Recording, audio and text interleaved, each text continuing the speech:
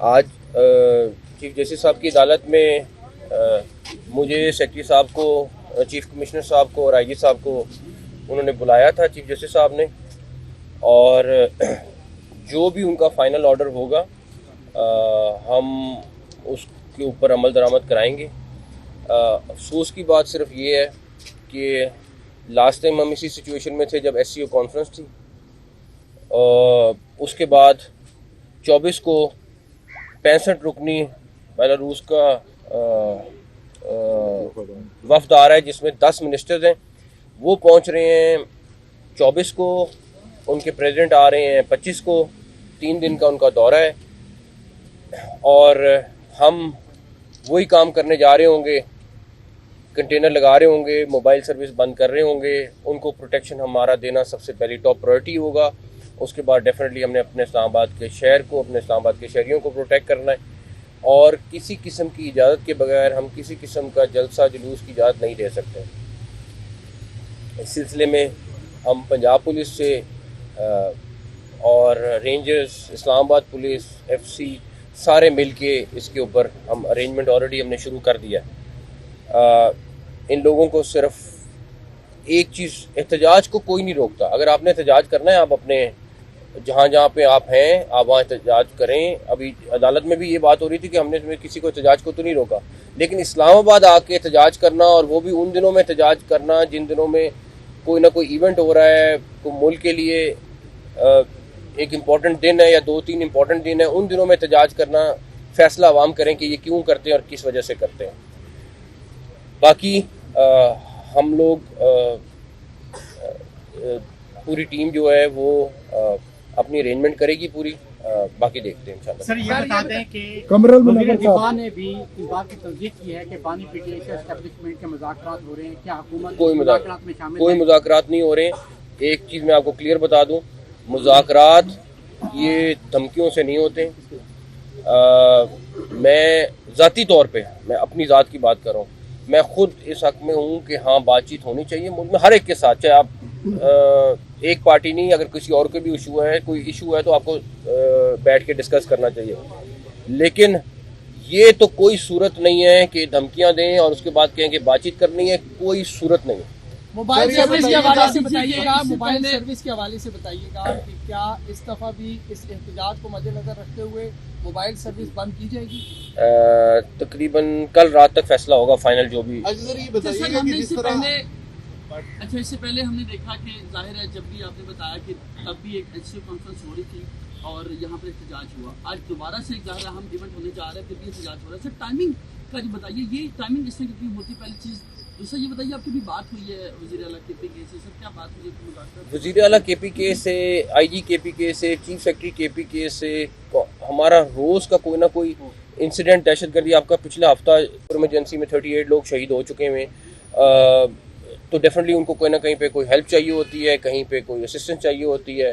अभी KPK government से हमें 15 प्लाटून की FCN की रिक्वेस्ट आई है, तो कोई ना कोई चीज़ चल रही होती है, उसके हवाले से राब्ता रहता है।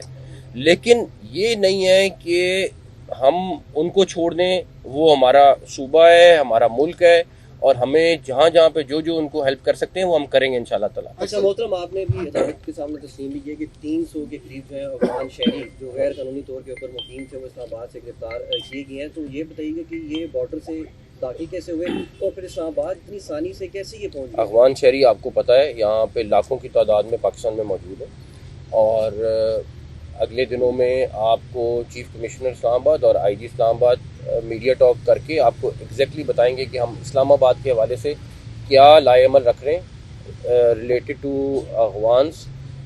हमारी डिस्कशन चल रही है, लेकिन फ़ाइनल फैसला ये लोग अगले चंद दिन में करेंगे।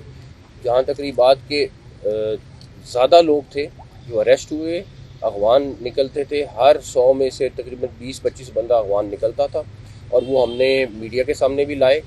हमें ये नहीं समझ आती कि पाकिस्तानी का तो प्रोटेस्ट हमें समझ आता है, अफगान निकल के आके प्रोटेस्ट क्यों कर रहे हैं? सर ये बताइएगा कि आज इमरान खान की जाने से जो डेडलाइन दी गई थी, उसके बाद अब कोई मुज़ाकरात आगे भी नहीं होंगे, क्योंकि उन्होंने कहा था कि जुमेरात आखिरी डेडलाइन है, उसके बाद हम मुज़ाकरात कर कब रहे हैं? डेडलाइन तो उसकी होगी जब मुज़ाकरात शुरू होंगे या कोई बात हो, हम मुज़ाकरात जब करें फिर बात होगी। एहतजाज 24 को हो रहा है, लेकिन मसला ये है कि इस्लामाबाद में आए दिन जो ट्रैफिक प्लान इतना नाकाम है कि हर जगह रोड बंद होते हैं। आप एसएससी की बात करें, आप जो है जनाब की बात करें, हर तरफ रोड बंद। तो क्या ऐसा प्लान नहीं दिया जा सकता कि जो शहरी हैं शाम के औकात में घरों को आसानी से जा सके, 2-2 घंटे रोड पे जलील आपको 3-4 महीने में इस्लामाबाद की ट्रैफिक में बड़ा बेहतरी नजर आएगी। जो प्रोजेक्ट शुरू हुए हैं 3-4 महीने में खत्म हो जाए, बहुत सारी बेहतरी आ गई। इवन फैजाबाद चौक पे आपका ब्रिज छोटा है, उस पर भी प्रॉब्लम आई हुई है। तो हम तकरीबन जो बड़े बड़े पॉइंट्स हैं उनको पहले स्टेज पे ठीक करने लगे हैं। कैसे निपटेंगे? आपने कहा मुज़ाकरात नहीं हो रहे, अगर नहीं हो रहे तो खान साहब ने अभी अडयाला में गुफ्तगू करते हुए साथियों को कहा है कि अली अमीन और बैरिस्टर को कहा गया कि थोड़ा आगे कर लें वक्त एहतजाज का, तो किसने फिर उन्हें कहा है? मैं आपको एक क्लियर बात बता देता हूँ, CM KP के और जो बैरिस्टर गौर हैं वो मेरे ख्याल में कल भी मिले थे इमरान खान साहब को। मुझे परसों का मेरे ख्याल में परसों भी मिले होंगे या 1-2 दिन मिले। अगर उनकी ख्वाहिश है तो वो ओपन करें, अगर वो मुज़ाकरात करना चाहते हैं तो बताएं, ठीक है। लेकिन मैं आपको ये चीज़ यकीन से दिला सकता हूँ कि ये हमें कहें कि 24 नवंबर को हम आके धरने देंगे, डंडे बरसाएंगे हमारे लोगों पे और मुज़ाकरात करें, ये किसी सूरत मुमकिन नहीं है। ये बताइए कि अगर मुजाहिरीन आते हैं उस तरफ से भी ज़ाहिर है पाकिस्तान के शहरी आएंगे, यहाँ से पुलिस भी होगी, तो किस तरीके से आप इस तरीके को यकीनी बनाएंगे कि जानी नुकसान ना हो या इस तरह की चीज़ें? अच्छा, इसी में काइंडली ऐड कर लें, लास्ट टाइम भी आपने कहा था कि चिड़िया भी पर नहीं मार सकेगी डी चौक में, तो वो फिर जो जिन्होंने पर मारा वो सब। मैं एक सेकंड मैं आपको एक चीज़ बता दूं, डी चौक पे आप में से काफ़ी सारे लोग थे जो दो दिन वहाँ पर रहे, ठीक है। मैं इस्लामाबाद की ये कुछ 26-28 किलोमीटर का इलाका है, मैं उसकी बात नहीं कर रहा, मैं डी चौक की बात कर रहा हूँ। डी चौक में मुझे फुटेज दिखा दें कितने लोग आए, ठीक है। जो आए वो अरेस्ट हुए, जो डी चौक की बात कर रहा हूँ। अभी भी हमारा मकसद यही है कि अपना जो मेन रेड जोन है, डी चौक है, इन इलाकों को महफूज रखें। बाकी अगर कहीं पे कोई इस्लामाबाद में 2 लोग निकल के आ गए या 5 लोग निकल के आ गए, वो डेफिनेटली और वो भी पकड़े जाएंगे। अगर वो निकलेंगे 144 भी लगी होगी, बाकी लॉ इन्फोर्समेंट एजेंसीज वहाँ पे होंगी। तो मैं आज भी कहूँगा डी चौक की फुटेज मुझे ज़रूर दिखाएं। मैं पिछली दफ़ा भी मैंने कहा था कि मैं देखना चाह रहा हूँ कि डी चौक में जो आए लोग वो अरेस्ट हुए, 2-4 लोग आए वो आपके सामने अरेस्ट हुए। एहतजाज